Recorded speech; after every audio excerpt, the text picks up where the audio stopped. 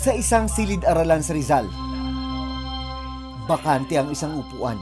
Relama Prince Ezekiel, Reyes Christian, Season Janre Collantes. Ang batang nakaupo sa narito.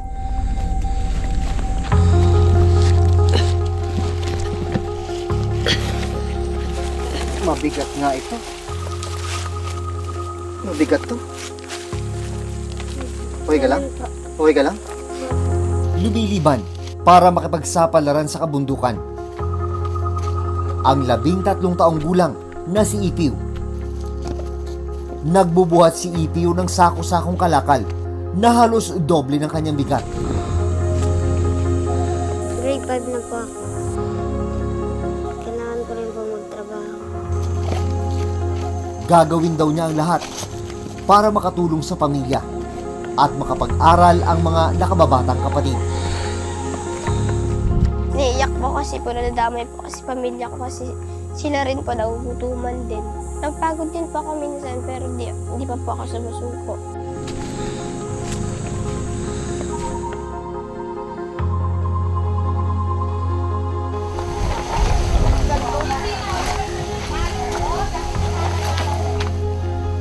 Angat mo.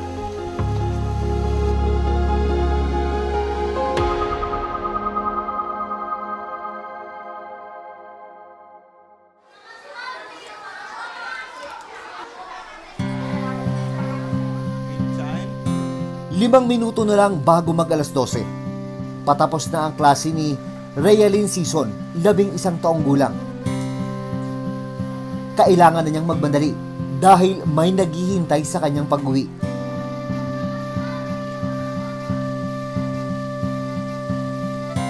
Sa labas ng kanilang bahay, naghihintay na ang kuya ni Realin na si Ipiw.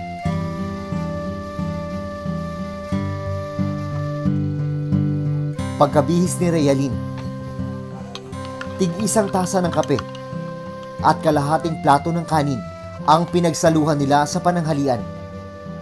Sapat na raw ito bago lumakad ang magkapatid. Hindi para maglaro, kundi para magbanat ng buto sa itaas ng bundok.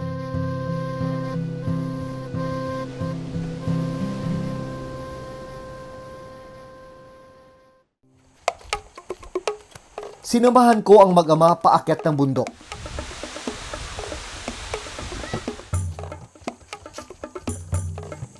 Tirik na tirik ang araw at malalaking bato ang kailangan lakaran. Tuusin, yung sitwasyon kapag tag-araw dahil tuyo yung lupa. Pero isipin nyo na lang kung ano yung hirap na pinagdadaanan ng mga bata kapag panahon na ng tag-ulan.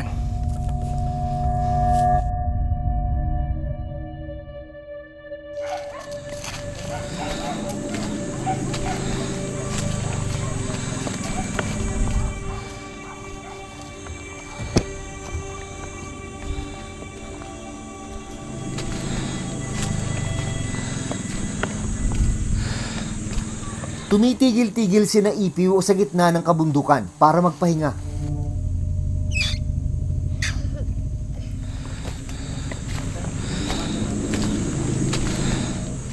Paon-ahon kami dito sa bundok. Nahihirapan naman din po ako. Gusto ko rin po makatulong sa magulang ko. Minsan po, wala po kaming bigas. Umuutang na lang po kami. Mabato, masukal, matarik na bundok. Ganito yung hirap na pinagdadaanan ng mga batang nagkakawa para lang kumita ng maliit na halaga. Pero para sa kanila, ang maliit na halaga na yon ay malaking tulong na para sa kanilang pamilya.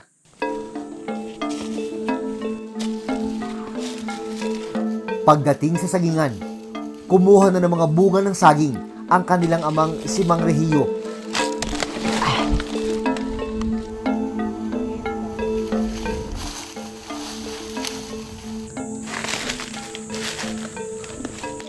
Ito ang ibababa ng mga bata para ibenta sa halagang 20 piso kada kilo. Ilang sako yan? Po, minsan po, 2 bilig po. 2 bilo. Ibig sabihin 2 sako? Hindi malaking sako. Mas malaking sako pa dyan. Opo. Kailangan organisado yung yung pagkakasalansan. Opo, para po di masakit. Kadalasan ilang sakong binubuhat mo? Pipiw? Po. Ilang sako? Isa lang. Pag sa uling naman po, dalawa. Ilang taon ka na nga? 13 po. Pero parang maliit ka sa edad mo, no? Opo. Dahil kaya sa kakabuhat yun. Po, sa kakabuhat na po ito. Pagkakamada ng mga saging sa kani-kanilang sako, nagkawa o binuhat na ng magkapatid ang mahigit tig 20 kilos ng kalakal sa kanilang ulo.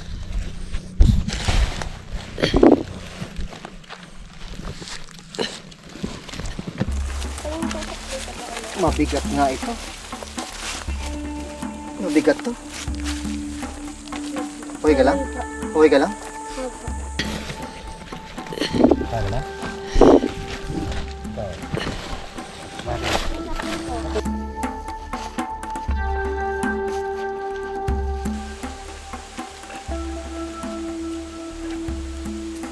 Okay na. Kaya? Okay lang? Hindi masakit sa leg? Okay lang to? Okay lang? Naya? Opo. Sige.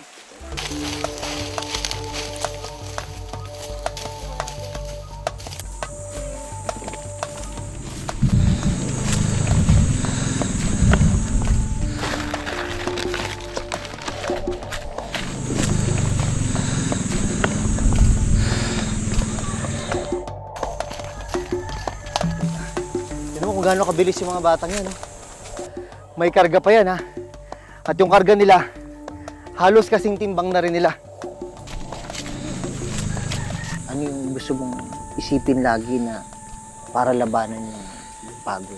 Hana, makarating na ako kasi nakakapagod po kasi. Masakit sa leeg tapos sa likod. Lalo po pag walang sapin. Minsan po bumabaliktad yung karga ko. Minsan po masakit, minsan hindi naman. Pag tumatakbo pa ako dito, na pa ako, na dapa. Siyempre, may sugat pa ako. Minsan sa tuhod. Angat mo.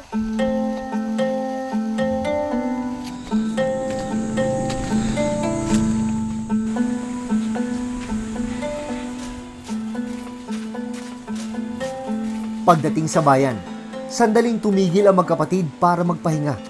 Kadalasan mga ilang hinto kayo, ilang pahinga? Minsan po 5. 5. Mabalik lang yung lakas. Opo, pag ginaul kayo pagod. Paano pag ganito nga, mainit, sobrang init, panahon ng tag-init? Papahinga po kami ng matagal.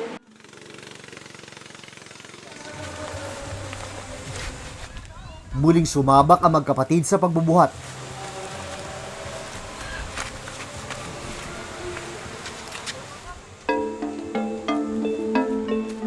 Ramdaman ang hingal at pagod.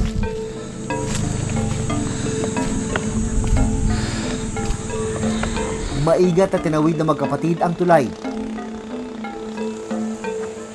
Isang maling hakbang kasi, pwede silang mahulog sa malalim na dam.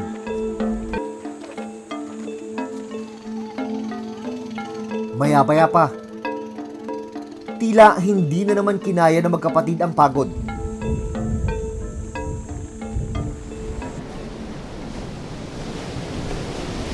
Kaya tumigil sila nang makita ang ilog para magtampisaw sa gitna ng mainit na panahon.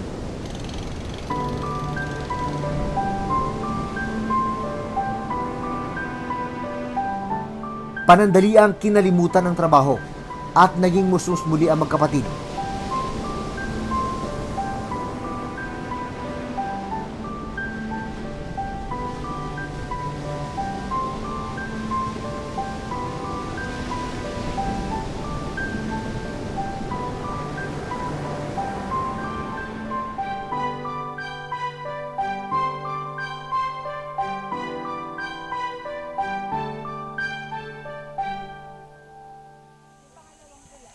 Pero maggagabi na at kailangan ng maibenta ang bagong hango nilang kalakal. Para kay Rayalin, Ang pagkakawa ang kanyang paraan para makatulong sa pamilya. May mga pagkakataon daw kasi na hindi sila nakakakain ng sapat sa isang araw. Parang hirap yata matulog na buto. Naiyak po kasi po, nadamay po kasi pamilya ko kasi sila rin po nagugutuman din. Pag ganun na yung nararamdaman mo, anong sinasabi mo sa mga kapatid mo? Sasabi ko po sana mag-aral sila mabuti para po makatulong sila sa pamilya namin. Napagod din po ako minsan pero di pa po ako sumusuko. Ginagawa yun para po makapagtapos ako sa pag-aaral ko. Sa 6 na magkakapatid, wala pang nakapagtatapos sa pag-aaral. Pero si Realin, pilit na ginagapang ang pagpapatuloy sa eskwela. Kailangan ko rin po magtrabaho. Gusto ko na umangat po kami dito sa sa hirap po. Si Ipiw, huminto sa pag-aaral ngayong taon. Grade 7 na sana siya ngayon. Pero dahil 2 beses siyang natigil sa pag-aaral, inabutan na siya ng nakababatang kapatid na si Realin sa grade 5. Kasi po tumigil pa ako nitong 2024. Para naman sa kanilang ama, nalulungkot siya sa tuwing nakikitang nagtatrabaho ang mga anak. Pero wala raw silang kakainin kung hindi tutulong sina Ipiw. Lalo na't may edad at hirap na rin daw siyang umakyat baba ng bundok, habang may sakit naman sa baga ang kanyang asawa. Bilang ama, pareho tayong magulang. Parang ang bigat nun, makita mo yung mga anak mong nahihirapan para lang makatulong sa pamilya. Di po ba? Hindi naman mga sabi mo, tuwang-tuwa ako dahil nakatulong sila. Pero ang naramdaman ko, ang bigat nilang binabuhat, parang naramdam ko yan. Sobrang hirap ko dito. Kahit pagod ka, magtrabaho pa rin. No, ng pamaraan, parang mayroon lang kami nga. Hindi kami sobrahan sa gutom. Sino kaya hindi malungkot? Lahat siguro maramdaman kahit sino ng mga magulang. Pero sabi niya, wala namang gawa. Gusto ko makatulong ako. Pero salamatan ko man sa kanya dahil nakatulong. Pero ang pag-aaral na, nakalimutan.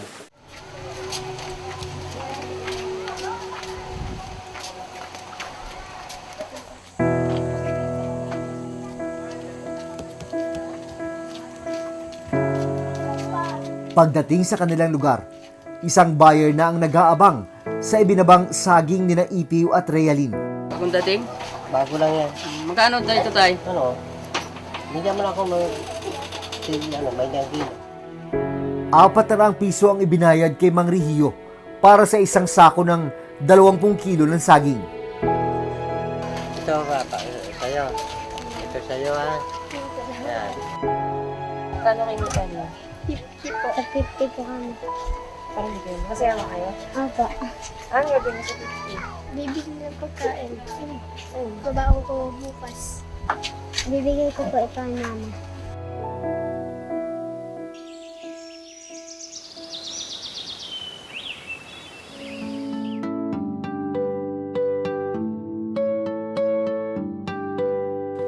Para naman malaman ang kalagayan ng kalusugan ng pamilya, agad ipinasuri si Nanay Marivic at magkapatid na Ipiw at Realin sa Health Center ng bayan.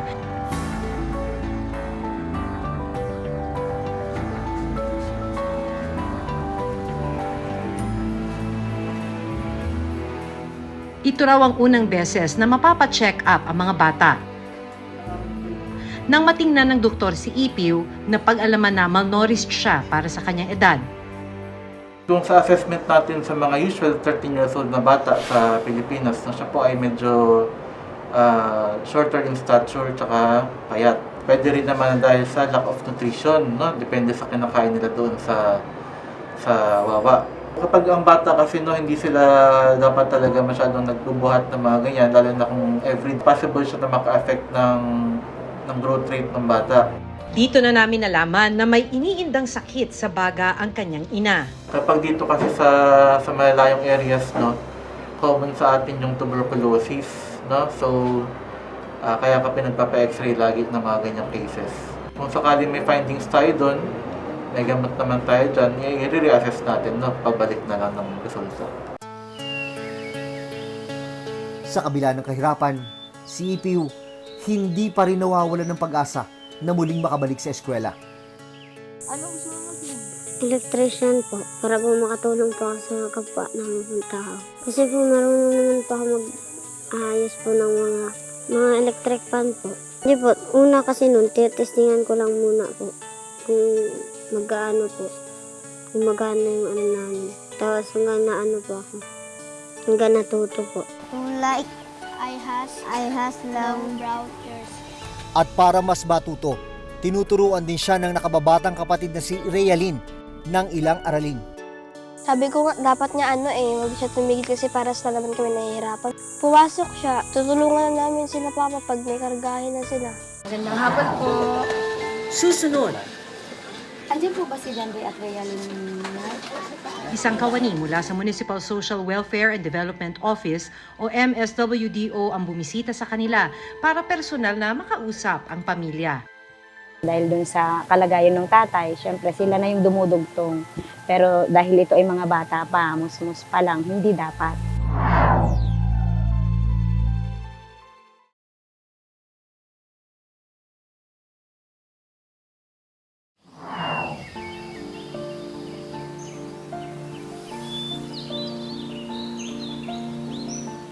Ikatlo ang mga kabataan sa mga pinakamahirap na sektor sa ating lipunan. Karapatan na mabigyan ng dekalidad na edukasyon, malayo sa anumang mabigat na hanap buhay. Mabigyan ng mga pangunahing pangangailangan.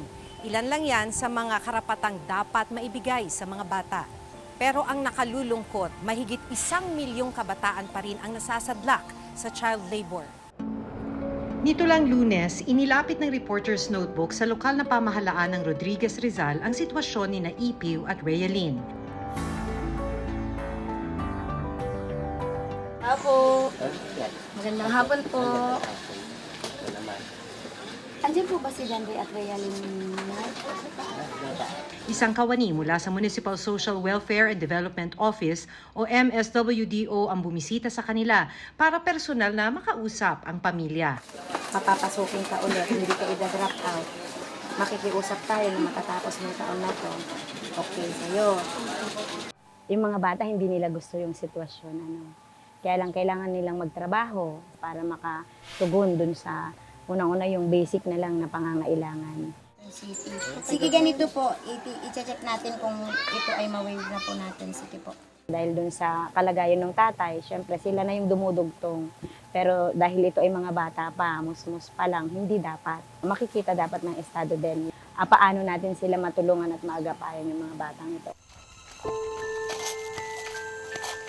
Merong risk sa health and nutrition ng mga bata kasi lalo na kung sila ay nasa murang edad tapos yung kanilang ginagawang trabaho ay hindi appropriate sa kanilang pangangatawan.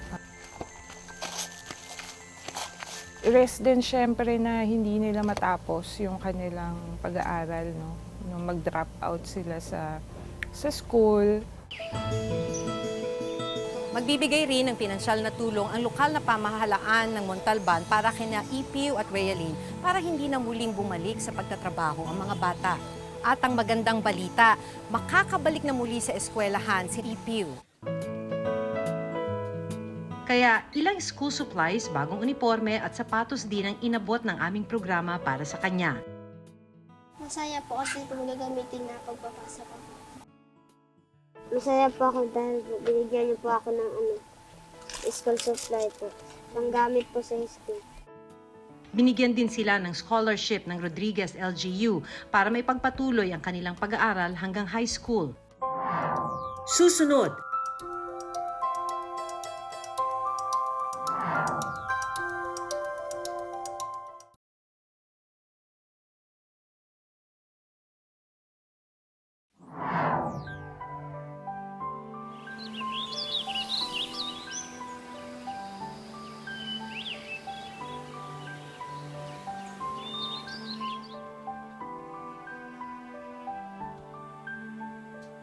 at nito lang Miyerkules, matapos ang mahigit 2 buwang pagbabanat ng buto ni Ipiw,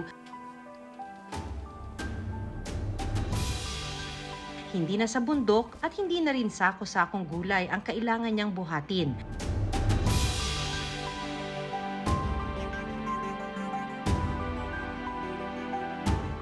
Dahil sa loob ng kanyang babalikang silid-aralan, naghihintay na ang kanyang upuan na maghahatid sa kanya sa mas magandang bukas.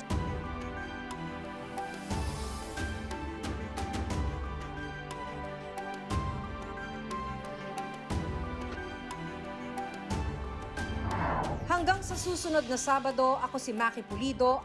Ako si Jun Veneracion at ito ang Reporter's Notebook.